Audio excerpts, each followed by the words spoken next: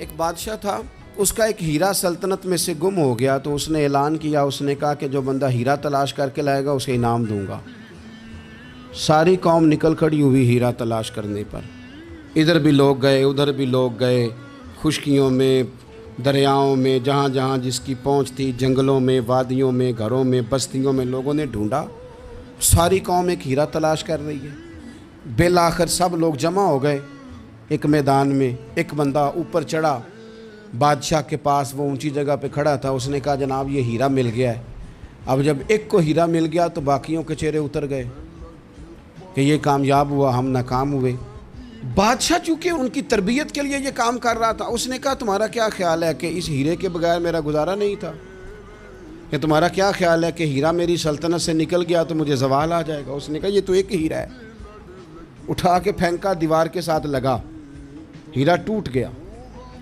اس نے لوگوں سے کہا تمہارے چہرے اترے ہوئے ہیں، میں تمہیں ایک بات سمجھانا چاہتا ہوں، ہیرا ایک ہی تھا، ایک ہی بندے کو ملنا تھا۔ میں نے انعام کا اعلان تو یہ کیا تھا نا کہ جو ہیرا ڈھونڈ کے لائے گا اسے انعام دوں گا، لیکن اب میں تمہیں بتاتا ہوں کہ میں تم سب کو انعام دوں گا، اس لیے کہ ہیرا ایک تھا، ملنا ایک کو ہی تھا، سب کو مل سکتا نہیں، لیکن انعام اس لیے سب کو دوں گا کہ ہیرا ڈھونڈنے پر انعام نہیں دے رہا، میں کوشش کرنے پہ انعام دے رہا ہوں۔ میں جلسوں پہ، اجتماعات پہ جاتا ہوں تو ایک رواج بن گیا ہے، لوگ بڑی بڑی قطاروں میں پھول لے کے کھڑے ہو جاتے ہیں اور گاڑیوں میں پھینکتے ہیں۔ تو میں اپنے سنگیوں سے کہتا ہوں کہ اگر تو قیامت میں بھی ایک پھول مل گیا نا تو پھر تو یہ سارے استقبال کام آ گئے، اور اگر وہاں کھڑا کر لیا گیا نا، صحیح حدیث میں حضور نے فرمایا ہے کہ کچھ سوالوں کے لیے بندے کو محشر کے میدان میں کھڑا کر لیا جائے گا۔ ان سوالوں میں سے ایک سوال یہ بھی ہوگا کہ بتا اپنے علم پر عمل کتنا کیا تھا۔ تو میں نے کہا اگر تو روک لیے گئے تو پھر ان پھولوں کا کیا بنے گا، پھر تو آزمائش میں آ جائیں گے۔ ایک علاقے میں قحط پڑ گیا تھا، گندم کا ایک دانہ لوگوں کو میسر نہیں تھا، بارش نہیں ہوئی، سالوں بیت گئے، لوگ بڑے پریشان تھے، بڑی آزمائش میں تھے، ہر بندہ تکلیف میں تھا۔ بازار میں لوگ آتے تھے تو سہمے سہمے سے، ڈرے ڈرے سے، پریشان سے۔ قحط ہے، آزمائش ہے، مجبوری ہے، جانور بھوکوں مر رہے ہیں۔ اللہ تبارک و تعالیٰ کی طرف سے لوگوں پر ایک آزمائش ہے، لوگ صبر کر رہے ہیں۔ کہتے ہیں کہ غلام بازار آیا تھیلا لے کے کچھ خریدنے، آیا بھی تو اٹکیلیاں کرتا، اور چیزیں خریدی تو ہنستے ہوئے، اور جانے لگا تو مسکراتے ہوئے۔ پریشانیوں میں، دکھوں میں کو بندہ اگر اس طرح ہنسے تو بعضوں کا طبیعت چڑ جاتی ہے کہ یار ہم پریشان ہیں، تجھے کس بات کی خوشیاں چڑھی ہوئی ہیں؟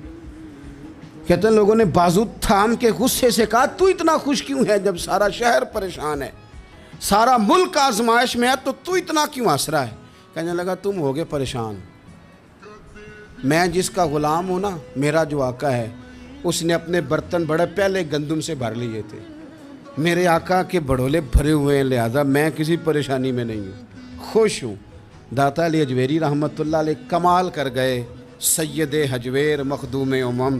داتا صاحب فرماتے ہیں اگر تیرا اور میرا رب کے خزانوں پر اتنا بھی یقین ہو جائے نا جتنا اس غلام کا اپنے آقا کے خزانے پہ ہے، تو پھر ہم ہر وقت رو کے نہ دکھائیں۔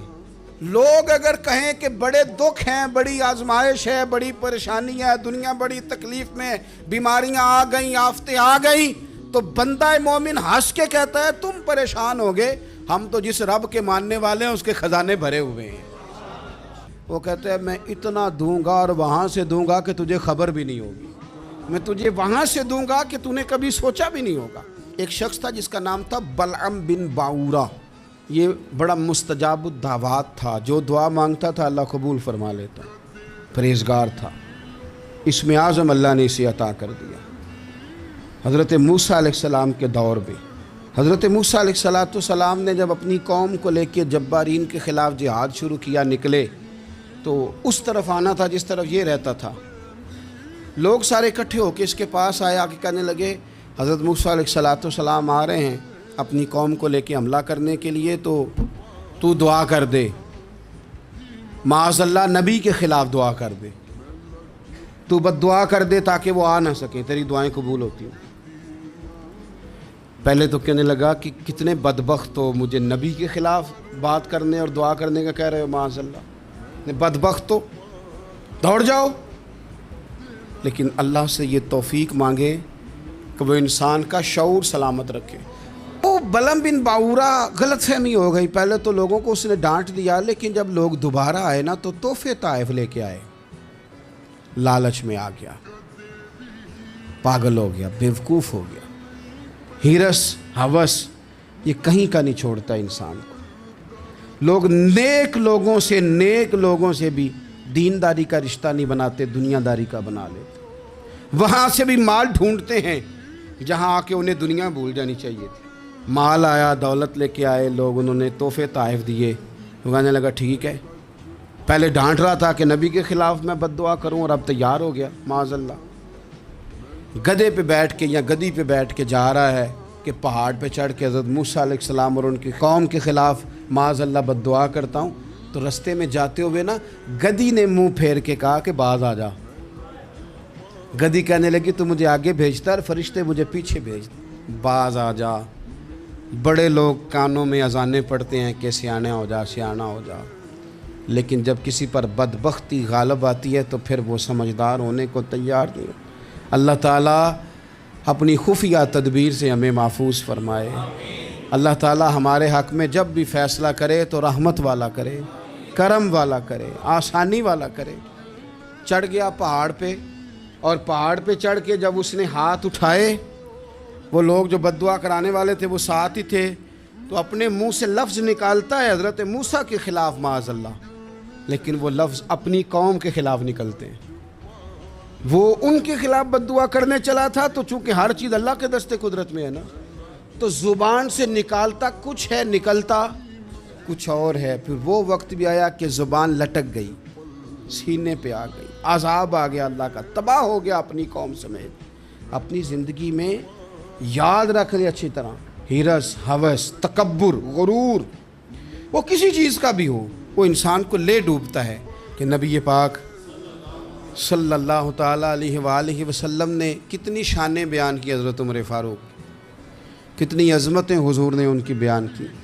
جب ان کا وصال ہونے لگا نا، ان کو زخم لگا تو لوگ ان کی تعریفیں کرنے لگے۔ اب ان کو بھی پتہ تھا کہ میری عظمت میں حضور نے کیا کچھ بیان کیا ہے، لوگ ان کی تعریف کرنے لگے، امیر المومنین آپ کو یہ کمال حاصل ہے۔ تو حضرت عمر فرمانے لگے دعا کرو بس میری نیکی اور بدیاں برابر ہو جائیں، نیکیاں اور بدیاں برابر ہو جائیں، میں کسی درجے کا خواہش مند نہیں، بس یہ چاہتا ہوں کہ یہ عاجزی کا حسن دیکھیں، انکساری کا یہ درجہ دیکھیں۔ فرماتے ہیں بس یار معافی دے دے نا، وہ معاف کر دے، پھر تو بات بن گئی۔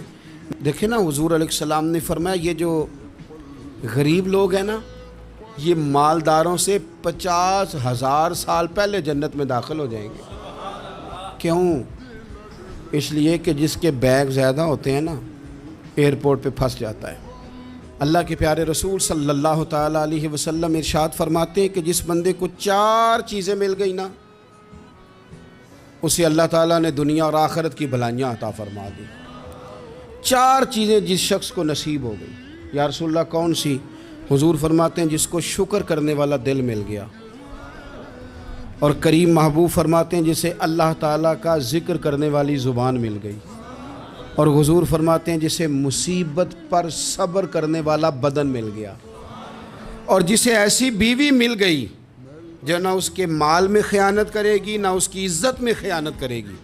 جسے یہ 4 چیزیں مل گئیں وہ خوش نصیب ہے، دنیا بھی بن گئی آخرت بھی بن گئی۔ کسی درویش نے کہا تھا کہ خوش نصیب وہ ہے جو اپنے نصیب پہ راضی ہے، وہ شاید زیادہ نصیب والا ہے جو اپنے نصیب پہ خوش ہو گیا۔